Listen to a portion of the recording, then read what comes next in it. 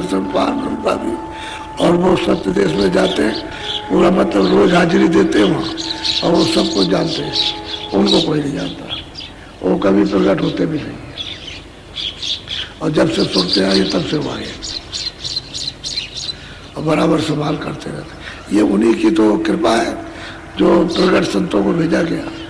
अगर सत्पुरुष के दरबार में ये सब चीज़ें पेश न करते तकलीफ़ों की, तो जीवों को तो कभी मौका मिलता ही नहीं घर जाने का, पता ही नहीं लगता कि घर कहाँ है। तो उन्हीं की दया हो गई।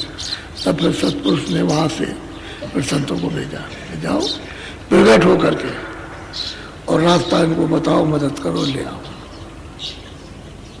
और उनको तब भी है, उनको कोई नहीं पहचान, क्योंकि वो ये काम तो करते नहीं और उनको कोई पहचान नहीं सकता। कहीं ऊँट चलाएंगे, कहीं कुछ करेंगे, कहीं कुछ ऐसा, ये सब दिखावटी वो करते रहते हैं, कोई नहीं जानता। और जानते सब हैं, कुछ नहीं छुपा उनसे, क्योंकि रोज दरबार में हाजिरी देते हैं और सबके पास जाते हैं, खुदा के पास भी और रब के पास और अल्लाह के पास, और ऊपर जाएंगे उसके पास लौट के आएंगे, लेकिन उनको नहीं कोई पहचान। इतना ही लोग जानते हैं कि बहुत सीधे हैं बस, इसके अलावा और कुछ। और प्रगट जो संत होते हैं उन्होंने ये काम ये बताते हैं रास्ता और मदद देते हैं। बोलो। पांचों माते आई इस जग में, जानियो रहने का सुपना। क्यों इस जगत में आकर के फंसते हो? अरे भाई जितना कम अपने को फंसो उतने अच्छा। तो तुम ये सब देख रहे हो जो कुछ, ये सब रात्रि का स्वप्न है। सही बात यह है कि जब रात को सो जाओ तो सब कुछ न कोई राजा है, न कोई रैयत है, न कोई धन है, न दौलत है, न बच्चे, क्योंकि सो गए। तो रात्रि का जब उठे वो तो है बात। एक गरीब होता है कि मैं फलाने मुल्क का बादशाह हूँ और सब मेरे हुक्म में चल रहे हैं। रात को स्वप्न देख रहा और सुबह उठा रुपये। ऐसा ही है, राजा है, रात को सो रहा और फकीर हो गया कि हमारा सब राज का सब चला गया, कुछ नहीं बात। और आँख खुली तो जैसा रहता ऐसा। कहने का मतलब ये सब रात का, दिन का भी स्वप्न है और रात का भी स्वप्न। दिन देखो रात को सो खत्म, रात को देखो दिन में जब वो खत्म। तो ये रात्रि का स्वप्न है पूरा का पूरा। इसमें कुछ भी पढ़ने वाला नहीं अपने हाथ। ये सब भ्रमी में, और मतलब यह है कि फंसना ही फंसना है और मिलेगा कुछ नहीं। वो तो हिरन जब दौड़ता है रेतीले मैदान पर तो सोचता है कि अभी पानी भरा, ऐसा मालूम होता है कि पानी भरा, तो बड़ी चौकड़ी लगाता है, आगे जाता नहीं। फिर देखता कि अभी ये आ गया पानी, और भागेगा। प्यास के मारे वो भागता है, पानी नहीं मिलता। इसी तरह से मनुष्य शरीर में ये जीव भाग रहा है। ये मन के कहीं मिल जाए हमको, तो कहीं नहीं मिलता, चारों तरफ भागता। तो कहते हैं कि फंसो मत जाल। ये सब रात्रि का दिन का स्वप्न है। इससे कुछ करो अपना काम। नरसे बड़े सौभाग्य से ये जुगों जुगों के बाद अब की आपको दी गई, इसीलिए कि अब की भजन कर लो और सूरज जहाँ से आई है वही पहुँचा दो इसको। ये करो, नरदेही को बर्बाद मत करो। बोलो। देह और गृह सब झूठा, वर्म में काय को खपर। कहते हैं कि ये देह और देह संबंधी सामान, कहते हैं दोनों झूठे। तो कहते हैं क्यों इस भ्रम में पड़ते हो? जिसने ये अमूलक चीज दी है और सूरत बैठी है, उससे कुछ काम कर लो, उसके शरीर से, ये भी झूठा। और ये सब जो लगाव रखे हैं, जो आपने ये जो, वो भी झूठा। नहीं ये तुम्हारे काम का, ना वो तुम्हारे काम का, एक भी काम का नहीं। सब कहते हैं कुछ अपना काम करो, अपना। भ्रम में क्यों फंसते हो? महात्माओं के पास सही बात है, भ्रम में खाली ये उद्देश्य रखना कि इसकी हिफाजत करना, कपड़ा दे करके, खाना देकर, पानी दे करके, गर्मी सर्दी बरसात से बचाकर, इसलिए कि इसमें सूरत बैठी है। तो ये अगर खराब हो जाएगा तो सूरत भजन नहीं कर सकती। इसलिए इसकी मलहम पट्टी करना, इसको निरोगी रखना, तो आप उतना ही इस्तेमाल करो जितनी जरूरत है, ताकि ठीक रहे, रोगी ना होने पाए। और संयम तोड़ दोगे तो रोगी हो जाएगा, और संयम से रहोगे तो स्वस्थ रहेगा, तो वजन बन जाएगा।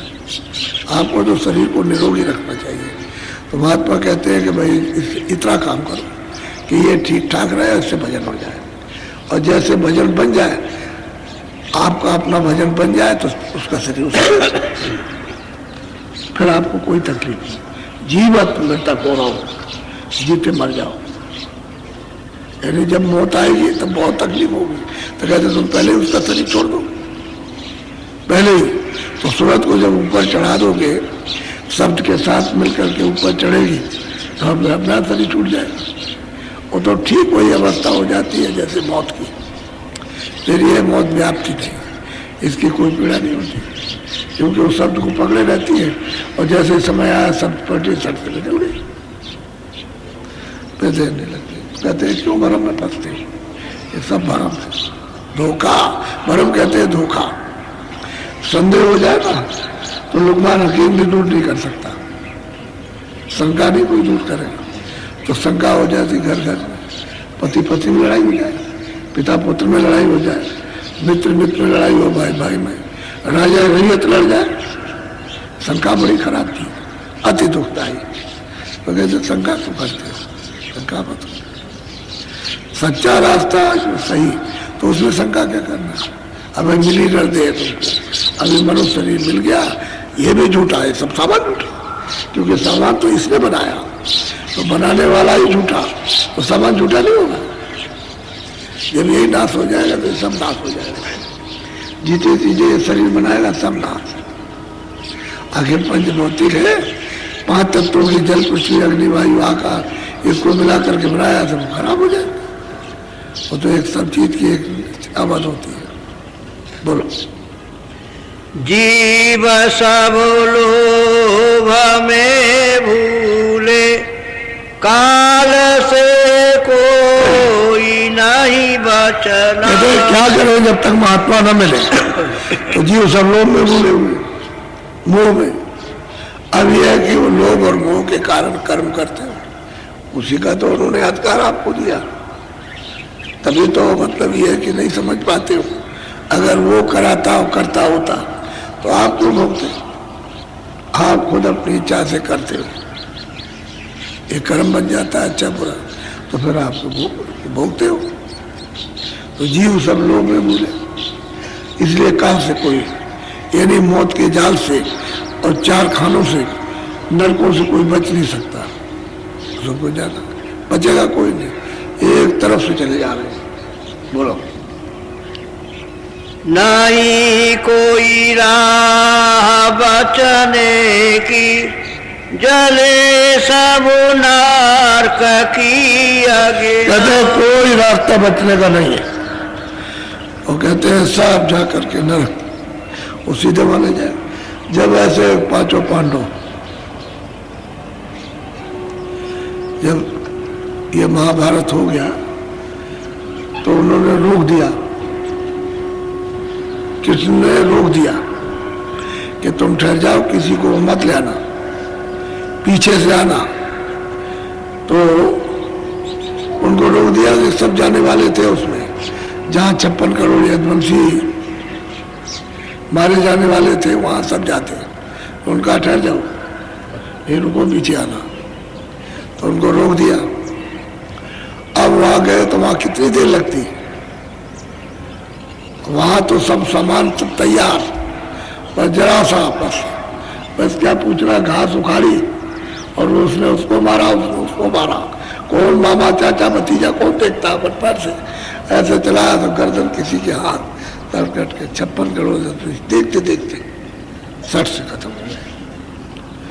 तब उन्होंने कहा कि देखो बोलो, 5 पांडव द्रौपदी के साथ सीधे चले जाए माले में, उनको मनुष्य मारने की हत्या लगी है, सीधे जाए, और बैतरनी नदी है, उसमें एक एक करके डूब कर उसी में गल जाए। तब ये जब उस मैदान में गए तो किसी का धार खून की नदी